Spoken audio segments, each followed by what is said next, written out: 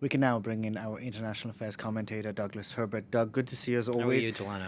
Now, Putin seems to say, wants us to believe at least, that Russia has not lost anything with its invasion of Ukraine. Then why is he buying weapons or ammunition from North Korea?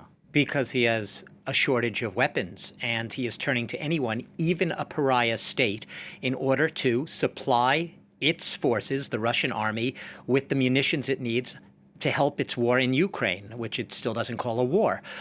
Look, we just heard Putin there basically, all smug about the sanctions. And basically, he is counting on this. He's counting on the effect of the sanctions, European public opinion turning against their own governments in Europe, high inflation, the freeze in winter, all of that biting and basically like a boomerang hitting Europe right back in the face. But the fact of the matter is, even though it's obviously not reported in the Russian state-controlled propagandistic media, even though most Russians are able to conveniently ignore the war because in a certain sense he's right. The Russian economy has proven resilience. The ruble's stronger than ever. If you go to Moscow or Petersburg, life seems practically unchanged for your average citizen. And yet, there's that parallel reality of a very grueling war in Ukraine, which is claimed by some estimates tens of thousands of Russians of lives in its 7th month now. Look, what is it buying from North Korea? It's buying things like shells, like rocket artillery. And this is according to declassified U.S. intelligence. This isn't U.S. media reports. This is U.S. intel services deciding that they want the world to know this. This is a calculated leak of normally something that we wouldn't know about and we wouldn't be speaking about because they think it really points to the fact it shows the lie to a lot of Putin's assertions up until now that the military operation, as he calls it, is going smoothly in Ukraine.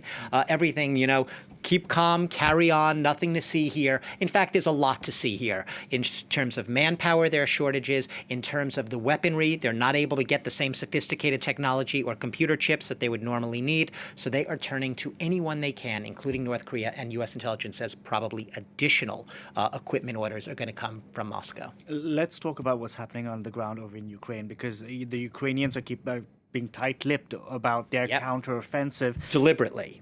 But there are signs that Russia is facing a tough fight. Absolutely signs. Look, obviously in these things, the fog of war, we never know exactly. It's hard to verify everything, right?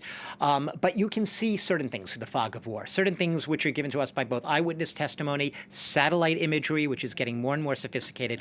What do we know? We know that Ukraine is in the midst of waging what it calls a counterattack, a counteroffensive, not just in southern Ukraine, where that nuclear plant that we've been talking about, where the UN inspectors are calling for a safety and security zone because they're gravely concerned about its safety, all along that southern front, but also all the way up. Let's bring up a map that we could show our viewers onto our screens, all the way up to the eastern and the northeastern front, delineating the Donbass region. Now, you can see on that map, it's not very detailed, but detailed enough to give you an idea. That sort of red region is the Russian-controlled, Russian-claimed region. Crimea, obviously, has been occupied and annexed by Russia dating back to 2014. But look at Kherson there.